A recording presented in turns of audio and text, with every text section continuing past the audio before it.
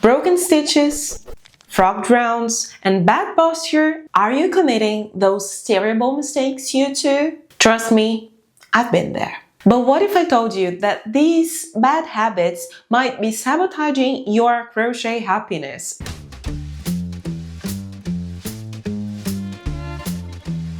Hey everyone, if you're new here in the channel, I am Bianca from Crocheniacs, and if you want to learn how to crochet amigurumi from scratch, or if just like me, you love everything amigurumi related, then this is the right channel for you. And today we are talking about 10 habits that you need to break ASAP. Yeah, even you. Bad habit number 1, bad posture. Who else looks like a human pretzel after 1 hour of crocheting? Well, let me tell you, my friend, your chiropractor is not impressed. Good posture is not only for tech people who sit all day or piano players. A good posture is for everyone, and we crocheters are included in that list. So, sit tall, shoulders relaxed, and remember, if your body says, ow, well, this is not a good sign. Bad habit number 2, not counting stitches. Trust me, crocheting is a pain. But it's less painful than realizing you finished an amigurumi hat and for some reason there is like a sudden wavy at the amigurumi and it looks weird because you didn't count the stitches properly. Bad habit number 3, cutting yarn ends too short.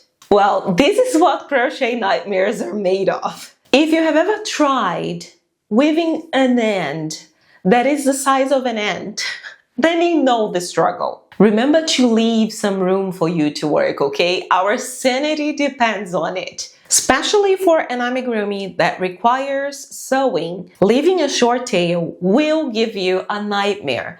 Don't do that to yourself. I have my own technique to measure the amount of yarn I should leave to sew an amigurumi part. If this is something that you want to know, please write the word sew in the description so I can make a video of it. I know that some people are always in doubt, is this amount of yarn too much or too little to sew an amigurumi part? So I have my own tricks to do that. But even so, do never leave. We don't want to waste the yarn, of course, so we won't leave like 1 meter, but don't leave a short tail to sew. It will give you a nightmare.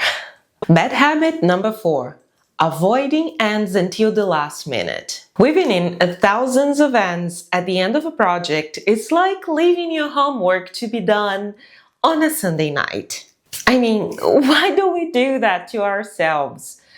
This is the most boring part, I would say, when we are crocheting an amigurumi. So I think this is a bad habit that we should break. Because we enjoy crocheting and we get excited crocheting all the amigurumi parts and then we leave all the ends to weave in at the end. But this is the part that we usually procrastinate. So in order to make this process less painful, let's say it, I think it's better for us to weave in yarn ends as we crochet. Crochet one part of the amigurumi, finish it off, and then you go. So it makes the process a bit smoother, I might say. Bad habit number 5, crocheting through pain. Well, this is definitely a no-no. Tendinitis, shoulder, wrist pain, don't let it happen to you. Last year, I let it happen to myself and I posted here on my community page on YouTube. I sent emails, newsletter to everyone, and I even posted on my Instagram. And it was not like I was making a big advertisement of what I was suffering, of what was happening to me. I felt like I needed to alert people. I started to feel some pain and I ignored the pain that I was feeling, and I was so excited to finish the project. I had one collab going on and other projects. I got so excited that I ignored my pain, and it was something that I shouldn't have done. I don't intend to do that ever again. I now crochet and give myself some rest from time to time. I stretch and I'm exercising my body a little bit more to make it stronger and avoid feeling those kind of wrist pain, I also corrected the posture that I was crocheting, both when I'm crocheting here in my chair in this room or if I'm crocheting in the couch. I feel like I'm way more aware and conscious of my body. So whenever I feel like something is not 100% right, I try to observe what is going on and try to correct it. And I strongly advise you to start doing it to yourself as well. You crochet in the couch. How does your body feel when you're in that position? Do you feel any kind of neck pain, shoulder pain? Because if so, then you should try to change position. And something funny, I'm talking about the couch now. I realized that every time we're in the couch, if I sit in the right side, I tend to force my shoulder up a little bit more, and I don't know why. I start to feel some pain in my arms, my right arm. So I usually leave my husband in the right side and I crochet in the left side, although I'm right-handed and this arm is constantly picking him, touching him when we are in the couch.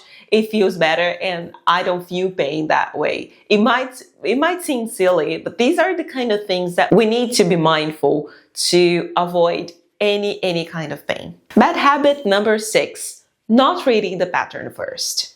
Reading a pattern first can save you a world of frustration. Think of it as a trailer of the movie. It sets the tone for what is coming up. And I cannot even stress enough how important it is. I am not saying that you have to read every single word from the beginning to the end, from the first to the last page of a pattern, but take a look at it. The order. There is a reason why a pattern is made the way it is. Are the arms crocheted before the head?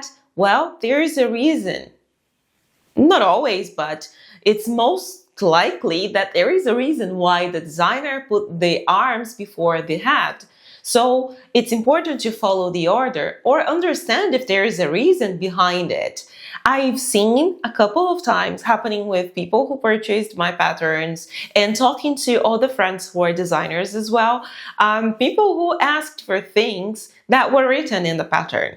And it was like, oh my God, I didn't know I needed to do this. And it's written there. You just didn't, follow the pattern in the right order or read everything that was there. All the information. So it's really, really important to read everything. Thinking about my not so old years, but my previous years as a teacher, there was a technique that we used to teach for reading texts and interpreting texts called skim and scan. And it's basically what you have to do with a pattern. Skim and scan. Take a look at the pattern, skim it and check the order of the things, the materials that you need. Are there any new techniques that you need to know? Maybe you want to check it first, and that's it. It's really, really important to check the whole pattern first before you start crocheting. Bad habit number 7, crocheting in bad light.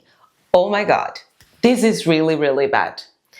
For so many reasons. Well, you don't see the stitches so well, especially depending on the color. I would never crochet with bad light using black color. It's a nightmare. But you can miss stitches. You force your eyes too much. It's not healthy at all. So don't crochet with bad light. I suggest investing in a lamp. There are some cheap lamps available. I always see like $5 lamps in the market, and they are quite helpful. I have seen some people using the neck lamp. I don't have one.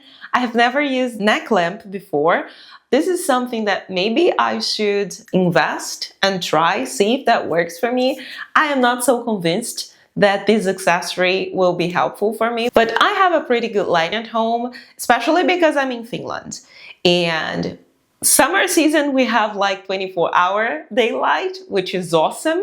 But in winter times, it's super dark. It doesn't get to like, at least not in my city, 24 hours in the dark, but the days are darker and shorter. So we need good light at home, and I do have. So for me, it's quite okay.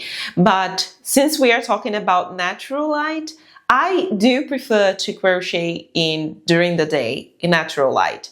So especially with the black yarn. Yeah, black yarn during daylight is always the best choice, because at night I feel like my artificial light is not good enough not to work with black color for sure. Yeah, but the point is, don't crochet in the dark. Bad habit number 8, using the wrong yarn. Well, I don't mean that one yarn is wrong and the other yarn is right. What I say is that for some projects, cotton yarn might be the best choice, and for other projects, a polyester fiber might be the best choice. What I want to emphasize with this bad habit of choosing the wrong yarn is that the yarn that you choose will change the aspect of the amigurumi that you have, will change the final look of your toy. Different yarns have different properties, so they change the look of the amigurumi. I have seen people, and I received some messages here on YouTube as well, like, oh, your stitches are so beautiful, they are so well defined, I'm using acrylic yarn and I don't have this stitch definition. Well, you won't. With acrylic yarn, the probability of you having this kind of stitch definition is pretty low. So choosing the right yarn for the result that you want is super important. And if you are not sure what kind of yarn should you choose to the project that you're crocheting, I will leave a link in the description in here of another video that I did just about this topic. Bad habit number 9, skipping the stuffing check. Stuffing can feel like a game of how much is too much, right? I've heard that before from a lot of people. On the one hand, overstuffing will stretch your stitches, and on the other hand, understuffing your toy will leave it floppy. Again, there is a whole video here in the channel dedicated to stuffing. I think there are 2 or 3 videos already that I talk only about stuffing, but I strongly encourage you to check as you go. And don't be afraid to adjust.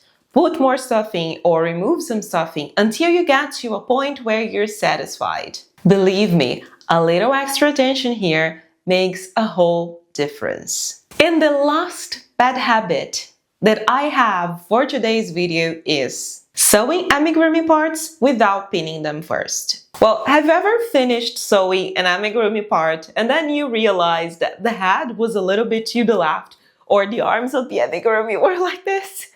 The ears were just like not aligned at all? Well, it's awful. Sewing is usually the part where amigurumi crocheters like the least, because I don't want to use the word hate, but we usually like the least. But there are techniques to make this process a bit easier.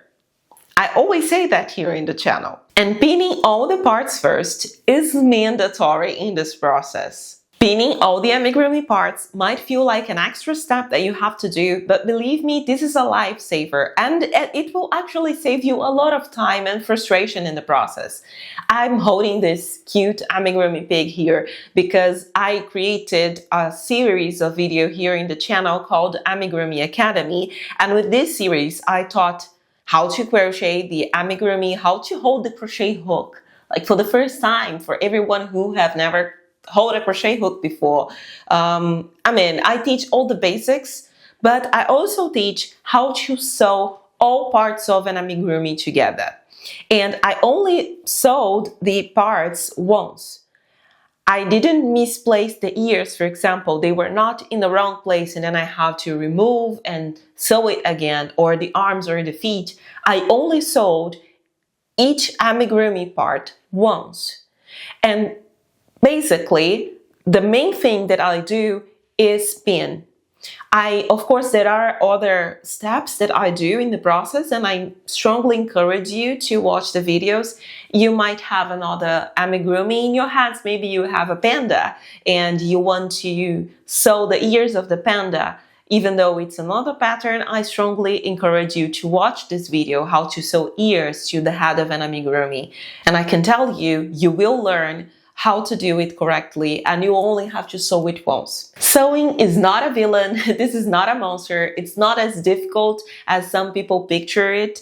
Sewing can be way less stressful if we use pins. But if you feel guilty of any of those bad habits, don't worry. you're probably not alone. Everyone has done at least one of those things once in their lives. And I would love to hear from you. Which of these bad habits that I mentioned today you feel like you need to break ASAP? And if there are other bad habits that you feel like you need to break, please let me know in the comments because I would love to learn from you and get to know you a bit better. Now I'll leave you this video here because I am pretty sure you're going to enjoy it too.